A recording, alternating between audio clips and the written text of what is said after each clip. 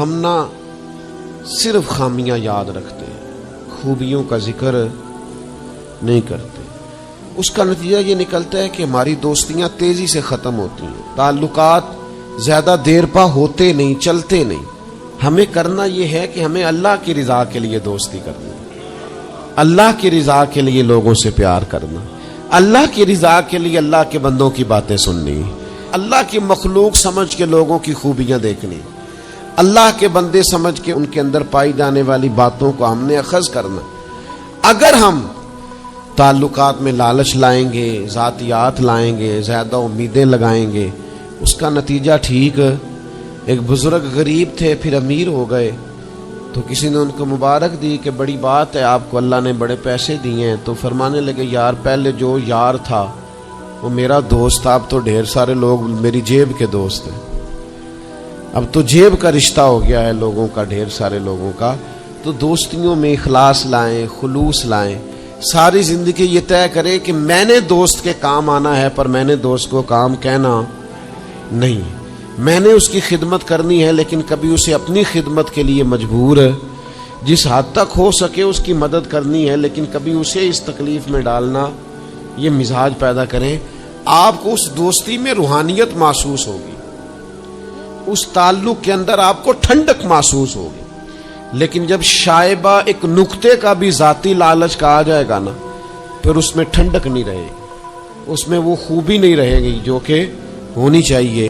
ہم جب کسی بندے کے اوپر فدا ہوتے ہیں تو پھر پورے ہی فدا ہوتے ہیں، پھر تو جناب یہ بھی تیرا ہے، یہ بھی تیرا ہے، یہ بھی تیرا ہے، اور جب بعد میں لڑائی ہوتی ہے تو چائے کی پیالیوں کا بھی حساب کرتے ہیں کہ وہ جو وہاں جاتے ہوئے چائے پی تھی نا، اس کے پیسے بھی میں نے دیے تھے، لہذا وہ بھی میرے بنتے ہیں، واپس کر۔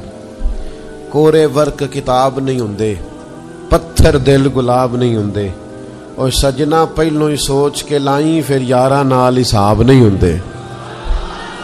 آپ سوچ سمجھ کے دوستی لگائیں، تعلقات کو سوچ سمجھ کے لے کے آگے چلیں۔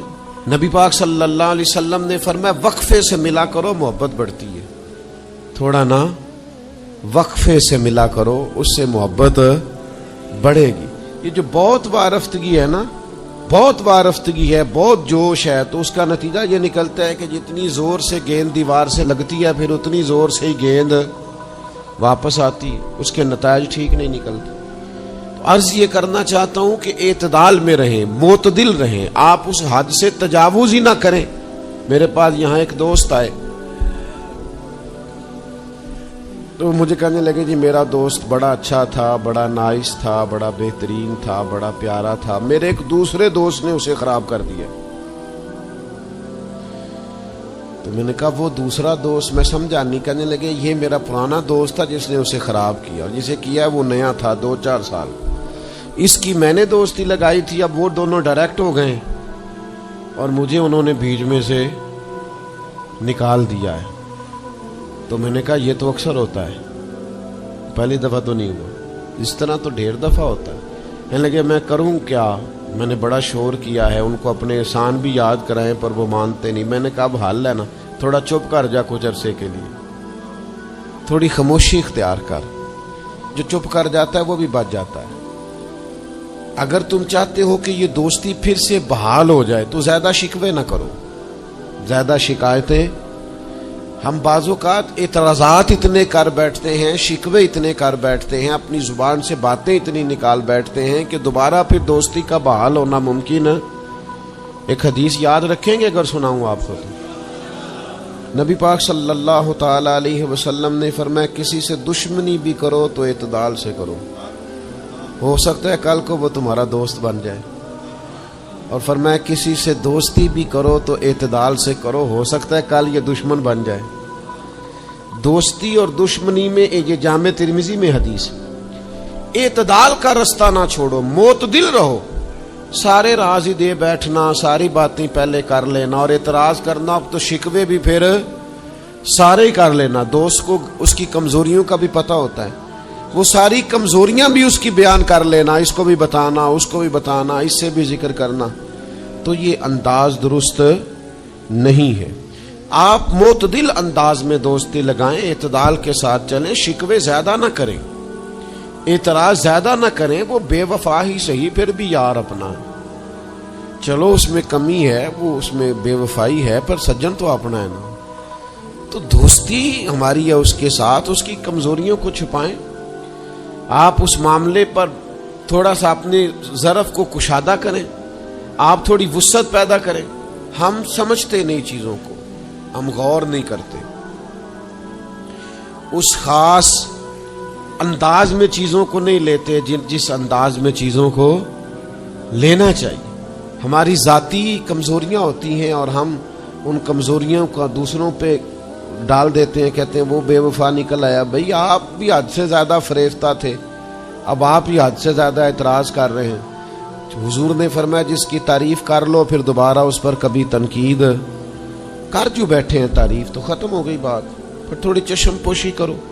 انسانوں میں کمیاں بھی ہوتی ہیں، تو دوستی کو صحیح طور پر آگے لے جانے کے لیے چھٹا سبق یہ ہے کہ تھوڑی سی نا عادت عیب پوشی کی بھی بنائیں، تھوڑا پردہ پوشی کا مزاج ہو تو پھر بھی ذرا دوستی آگے۔ سمجھ آ رہی ہے بات کی؟ تھوڑی سی نا نظر عیب پوشی والی بھی۔ کچھ لوگوں کی تنقید کی آنکھیں اتنی زیادہ کھلی ہوتی ہیں کہ وہ بیچارے کسی جگہ بھی تعلق نہیں رکھ سکتے، جہاں جاتے ہیں انہیں کمیاں ہی کمیاں نظر آتی، خامیاں خامیاں نظر آتی، ان کا مزاج ہی نہیں ہوتا کسی عیب کو چھپانے کا۔ تو آپ جس جگہ پہ موجود ہیں، جس جگہ آپ کے تعلقات ہیں، جہاں دوستی ہے، جہاں محبت ہے، وہاں تھوڑا سا عیب پوشی کا بھی مزاج ہونا چاہیے۔ نبی پاک علیہ السلام نے فرمایا تو کسی مسلمان کی دنیا میں پردہ پوشی کر دے، اللہ قیامت والے دن تیری پردہ پوشی فرما دے۔ آپ تھوڑا سا اس کا عیب چھپا دیں، بات ختم ہو گئی، تھوڑی سی پردہ پوشی کر دیں۔ دیکھیں نا، ہمیں حکم دیا گیا ہے شریعت میں، کسی شخص کا انتقال ہو گیا، اب کچھ لوگ اس کے غسل میں شریک ہیں، تو ان کو حکم یہ ہے کہ اگر تم نے کوئی اچھی بات دیکھی نا، خوبی دیکھی، چہرہ کھل گیا ہے، جسم تر و تازہ ہے، تو یہ سب کو بتاؤ، اور اگر تم کچھ ایسی چیز دیکھو کہ بیماری کی وجہ سے جسم اکڑ گیا ہے یا کسی وجہ سے چہرے پہ کوئی سیاہی آ گئی، جو کسی سے ذکر نہ کرو۔ جانے والے کے لیے تم اچھی چیزوں کو تو بیان کرو، لیکن نقائص کو کبھی بھی بیان نہ کرو۔ اور نبی پاک علیہ السلام نے فرمایا اذکروا محاسن موتاکم، جب تم میں سے کوئی دنیا سے چلا جائے تو اس کی اچھی اچھی باتوں کا بیان کرو، اس کی اچھی اچھی باتوں کا ذکر کرو، اس کی خیر والی باتیں ڈھونڈ کے لوگوں کو سناؤ، یہ خوبی پائی جاتی تھی، یہ خوبی پائی جاتی تھی، یہ خوبی پائی جاتی۔ میں تھوڑے دنوں کی بات ہے، ایک جگہ پہ میں حاضر تھا، تو ایک صاحب وہاں اپنے ہی دوستوں کے کسی جھوٹ کا ذکر کر رہے تھے، اور وہ کہتے ہی جا رہے تھے بڑا غلط ہے، بڑے جھوٹ بولتا ہے، بڑے جھوٹ بولتا ہے، بڑے جھوٹ بولتا ہے۔ تو ایک آدھ دفعہ میں نے ان سے کہا کہ چلیں چھوڑے، کوئی اور موضوع بھی ڈسکس کریں۔ انہوں نے کہا جی وہ بے وفا بھی بڑا ہے، مطلب پرست بھی بڑا ہے۔ پھر میں نے کہا چلیں کوئی اور موضوع بھی چھیڑیں۔ انہوں نے کہا نہیں جی وہ بندہ ہی بڑا غلط ہے۔ میں نے ان سے کہا ایک بات کروں؟ کہنے لگے کر لے۔ میں نے کہا آپ کو اس سے پیار بڑا ہے؟ کہنے لگے وہ کیسے؟ میں نے کہا آپ اس کا موضوع چھوڑنے کو تیار ہی نہیں۔ یہ جو آپ شکوہ کر رہے ہیں نا، اس کو نچوڑے نا تو اس کے اندر سے محبت چھلکتی ہے۔ آپ اس کا موضوع چھوڑنے کو تیار، یہ جو ہر بات پہ اب کبھی آپ کہتے ہیں جھوٹا بڑا ہے، کبھی کہتے ہیں بدعہد بڑا ہے، کبھی آپ کہتے ہیں وہ مطلب پرست بڑا ہے، تو 3-4 دفعہ آپ سے کہا موضوع بدل دیں تو نہیں نا بدل رہے۔ اس کا مطلب یہ ہے کہ آپ کو اس شخص سے محبت، تو یہ جو آپ شکوے کر رہے ہیں نا بار بار، اسے بھی نچوڑیں تو اس کے اندر سے محبت چھلک رہی ہے۔ وہ جو باپ بار بار کہتا ہے نا فلانا منڈا میرا بڑا نافرمان ہے، تو اصل میں والد کو پیار ہوتا ہے۔ وہ بار بار جو اس کا ذکر کرتا ہے، بار بار لوگوں کے سامنے، اچھا بچہ کہہ رہا ہوتا ہے مجھے بدنام کر رہے ہیں، یہ دیکھیں جی بار بار ہر جگہ سے یہ میری شکایتیں کرتے ہیں۔ تو اصل بات کیا ہوتی ہے؟ اصل بات یہ ہوتی ہے کہ اس بندے کو اس سے محبت بہت زیادہ ہے، وہ چاہتا ہے اس پیار کے سبب سے، اس محبت کی وجہ سے کہ وہ بار بار اس کا ذکر کرے، بار بار اس کا تذکرہ کرے۔ تو تھوڑی عیب پوشی کا مزاج بنائیں، تھوڑا درگزر کی طبیعت بنائیں، تھوڑا ماحول کے اندر اس طرح کا مزاج لے کے آئے۔ ہم دوستوں سے میں اکثر ایک بات کرتا ہوں، حضور فرماتے ہیں قیامت والے دن اللہ کی بارگاہ سے یہ اعلان ہوگا کہ کہاں ہیں وہ لوگ جو میری رضا کے لیے آپس میں محبت کیا کرتے تھے۔ رب فرمائے گا جب آج میرے عرش کے سائے کے علاوہ کوئی سایہ نہیں ہے تو میں انہیں اپنے عرش کا سایہ عطا کروں گا، کیونکہ وہ میری رضا کے لیے آپس میں دوستی کرتے، میری رضا کے لیے انہوں نے آپس میں محبت کی۔ تو دوستی کا سب سے پہلے تو یہ سٹیٹس بنائیں کہ اس کے اندر محض اللہ کی مرضی، اللہ کی رضا کے لیے ایک دوسرے سے پیار، منفعت نہ ہو اس کے اندر کوئی بھی، دنیاوی لالچ کوئی بھی نہ ہو، ہرس نہ ہو، ہوس نہ ہو، طمع نہ ہو، ذاتی مفادات نہ ہو۔ جب ان سے بالاتر ہو کر لوگ دوستیاں لگاتے ہیں تو وہ دوستیاں قائم رہتی۔ اللہ کے پیارے محبوب صلی اللہ تعالی علیہ وسلم نے فرمایا قیامت والے دن کچھ لوگ ایسے ہوں گے جن پر انبیاء اور اولیاء رشک کریں گے، ان کے چہرے 14ویں رات کی طرح چمک رہے ہوں گے، انہیں نور کے ممبروں پہ بٹھایا جائے گا۔ یا رسول اللہ اتنی فضیلت ان لوگوں کو حاصل ہے، یہ کون لوگ ہیں؟ تو حضور فرماتے ہیں یہ وہ لوگ تھے جو جس سے بھی دوستی لگاتے تھے، پیار کرتے تھے، محض اللہ کی رضا کے لیے کرتے۔ تو اللہ تعالیٰ صبح قیامت انہیں اعزازات سے نوازے گا، شرف سے نوازے گا، فضیلت سے نوازے گا۔ دوسری بات یہ ہے کہ دوستی کب قائم رہتی ہے؟ دوستی تب قائم رہتی ہے جب ہم دوستوں سے زیادہ امیدیں نہ لگائیں، انسانوں کو انسان ہی سمجھیں، ان سے بہت لمبی اور وسیع امیدیں لگا لینا اور بڑے وسیع مطالبات کرنا اور بڑی لمبی چوڑے تقاضے دوستوں سے کرنا۔ میں اکثر دوستوں کی خدمت میں یہ گزارش کیا کرتا ہوں کہ اپنے دوستوں سے کوئی مطالبہ کر کے انہیں آزمائش میں نہ ڈالو۔ تم نے اپنے ہی دوست کو لا کر پل صراط پہ کھڑا کر دیا ہے، بیچارہ اس طرف جائے کہ اس طرف جائے۔ ان سے کوئی ایسا مطالبہ کرنا جو ان کی پہنچ سے باہر ہو، ان کی حیثیت سے بڑھ کر ہو، ان کی طاقت سے زیادہ ہو، تو اس کا مطلب یہ ہے کہ آپ نے اپنی دوستی کو خود آزمائش میں ڈال دیا۔ آپ اتنے لمبے چوڑے تقاضے نہ کریں، آپ محدود سا لوگوں کے ساتھ تعلق بنائیں۔ وہ جی میں اس کے اتنا کام آیا ہوں تو اب اس کو اس سے ڈبل آنا چاہیے، تو آپ نے دوستی کی نہیں، آپ نے تو تجارت کی۔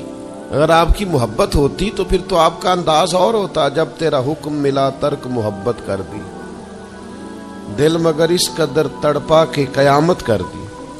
تو یاد رکھیے گا کہ آپ حکم جب آ گیا، جب آپ محسوس کریں تو اس وقت پھر آپ اس چیز کو سمجھ جائیں۔ تو دوستیوں کو کبھی بھی آپ کٹہرے میں کھڑا نہ کریں، تعلقات کو کبھی بھی آزمائش کی بھیٹ نہ چڑھائیں، اس طرح کا ماحول نہ بنائیں جس میں آزمائش پیدا ہو، جس میں تکلیف بڑھ جائے، جس میں کرب کا احساس سامنے والے کو ستائے۔ کوشش کریں گنجائش رہے ماحول کے اندر، آسانی رہے، وسعت رہے۔ تیسری بات یہ ہے کہ اگر آپ محسوس کرتے ہیں کہ دوستی کو چلانا ہے تو پھر صرف اسی چیز کو نہ یاد رکھیں جو چیز آپ کو آج میسر آ رہی ہے اور آج آپ کو انکار ہو رہا ہے، اس سے پہلے جو دوستوں نے بڑی وفائیں کی ہیں وہ بھی تو یاد رکھیں نا۔ ہمارا یہ ماحول ہوتا ہے کسی بندے نے 99 دفعہ نیکی کی ہے، ایک دفعہ انکار کیا، تو ہمیں ایک دفعہ کا انکار تو یاد رہتا ہے لیکن 99 نیکیاں یاد نہیں رہتی۔ یہ بہت بڑی زیادتی ہے۔ آپ کو اگر اتنی لمبی چوڑی اس کی نیکیاں فراموش کرنے میں 1 منٹ نہیں لگا تو پھر آپ نے دوستی کس مقصد کے لیے لگائی تھی؟ آپ اس کو سمجھیں، اس کو آپ محسوس کریں۔ تو میں نے یہ دیکھا ہے زندگی میں کہ لوگ چاہتے ہیں کہ روز ان کا مطالبہ پورا کیا جائے، روز ان کا مطالبہ پورا۔ ہمارے ایک دوست تھے، بزرگ تھے، تو وہ سلسلہ طریقت کو چلاتے تھے، خانقاہی نظام کو، نظم کو لے کے چلنا مشکل ہوتا ہے۔ تو ان کے ایک مرید نے شکوہ کیا، اس نے کہا کہ حضرت پہلے آپ بڑا وقت دیتے تھے، اب آپ ٹائم نہیں دیتے۔ تو فرمانے لگے پہلے میرے بچے 1-2 تھے، اب درجنوں میں ہو گئے، اب وقت بٹ کے ملے گا نا۔ والد پہلے ایک پر توجہ دیتا ہے، بچے 4 ہو جائیں تو ٹائم تقسیم، بات کی سمجھ آ رہی ہے؟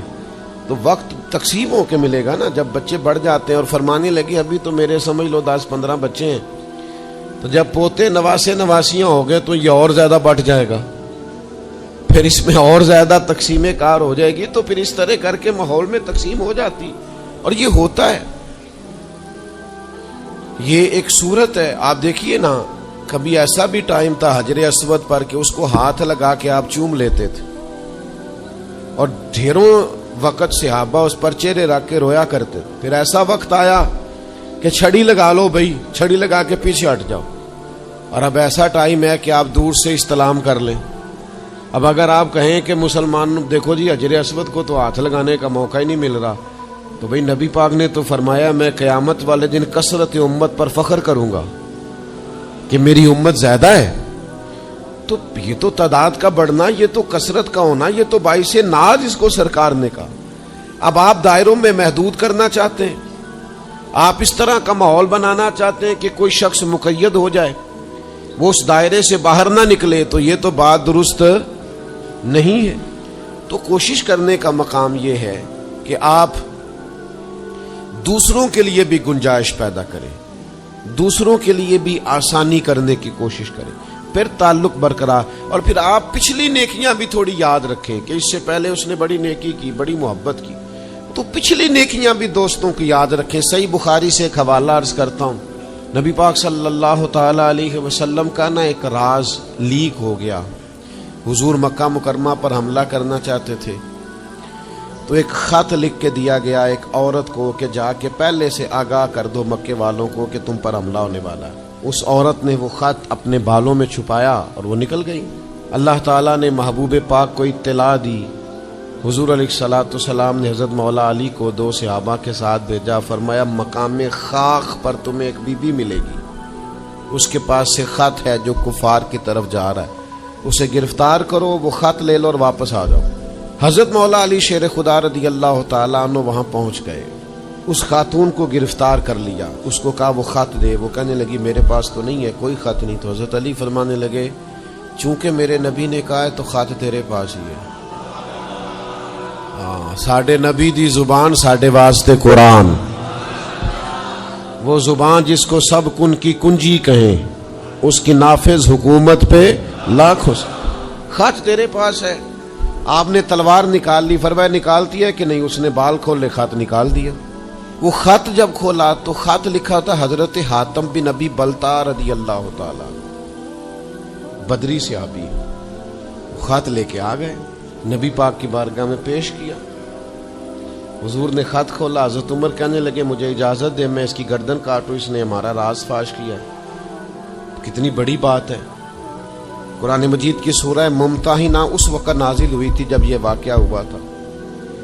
اللہ کے حبیب علیہ السلام نے فرمایا عمر ٹھہر جا، اتنی جلدی نہ کر، اس بندے کی وفات تو دیکھ، یہ بدر میں بھی تلوار لے کے ہمارے ساتھ گیا تھا، بدری صحابی ہے، اس کی وہ بات یاد رکھ کہ بدر کے مقام پر جب کہ بڑا مشکل تھا کافروں کے سامنے کھڑا ہونا، ان کی 1000 تعداد تھی اور مسلمان بڑی عددی طور پر اس کثرت کا شکار نہیں تھے، صرف 313 تھے۔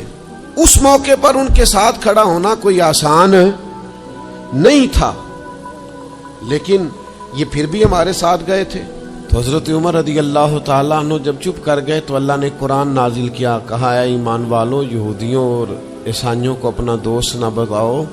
تو حضور فرمانے لگے دیکھ لو عمر، اللہ نے اسے مومن کہہ کے پکارا ہے، اللہ نے بھی اسے۔ اب نبی کریم نے فرمایا بتاؤ یہ تم نے کیا کیا؟ تو عرض کی یا رسول اللہ صلی اللہ علیہ وسلم آپ میرا ظاہر باطن جانتے ہیں، جتنے بھی یہاں سے لوگ ہجرت کر کے مکے سے آئے ہیں نا، ان کا کوئی نہ کوئی رشتہ دار مکے میں ہے جو ان کے رشتہ داروں کا، بال بچوں کا، گھر والوں کا دھیان رکھتا، میرا وہاں کوئی بھی نہیں۔ اور مجھے پتا تھا آپ نے حملے کا ارادہ کر لیا ہے تو انشاءاللہ کامیابی اللہ نے مسلمانوں کو ہی دینی ہے، وہ کر کچھ نہیں سکتے۔ میں ان پر ایک احسان کرنا چاہتا تھا تاکہ وہ میرے بچوں کا اور میرے پیچھے گھر والوں کا تھوڑا خیال رکھیں۔ इतनी सी मेरी ख्वाहिश थी, मेरे नबी करीम ने उनका उज़र कबूल कर लिया।